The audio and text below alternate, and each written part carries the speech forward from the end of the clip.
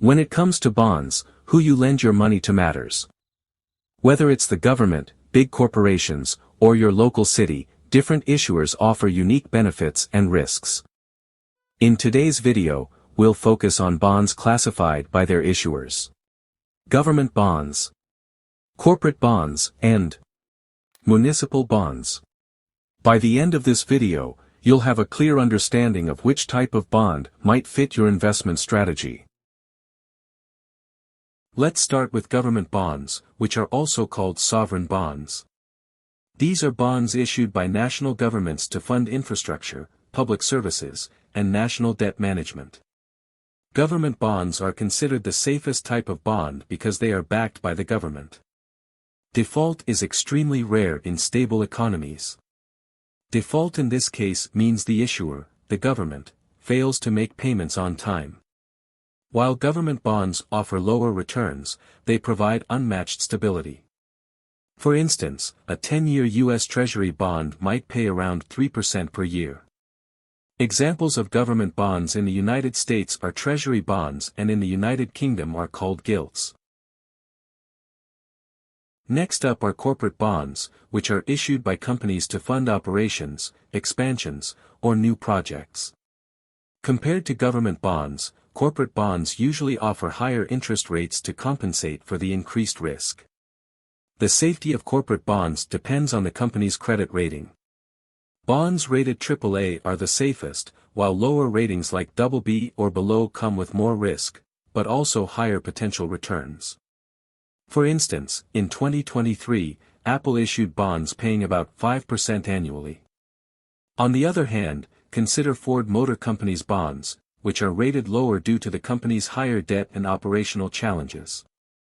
A Ford bond might pay around 7 to 8% annually to attract investors willing to take on the added risk.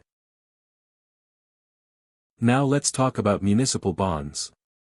These are issued by state and local governments to fund public projects like schools, hospitals, roads, and water systems. Municipal bonds help communities raise funds for critical infrastructure projects. One major advantage of municipal bonds is that the interest earned is often tax-free at the federal level, and sometimes even at state or local levels. This makes them very attractive for investors in higher tax brackets. Municipal bonds carry slightly more risk than national government bonds, as local governments can face financial challenges. However, they are still relatively safe investments. As an example, your local city council might issue a bond to build a new highway.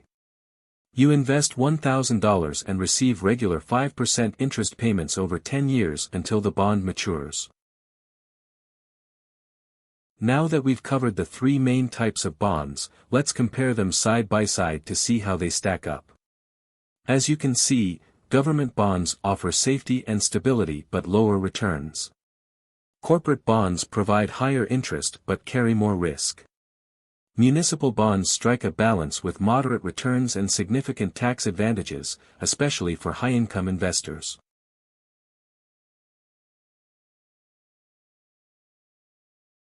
So, which bond should you choose?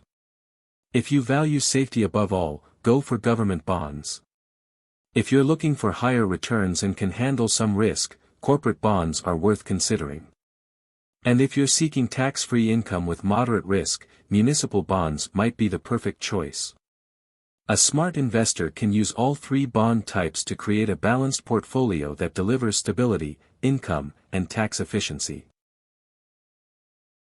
To recap, we discussed bonds based on their issuers. 1. Government bonds for safety and low returns. 2. Corporate bonds for higher interest and moderate risk. And 3. Municipal bonds for tax-free income and community projects. Thanks for watching. If you find the video worthy, please hit the like button and subscribe to fathom out more on finance. Next, we'll dive into various types of bonds by payment structures.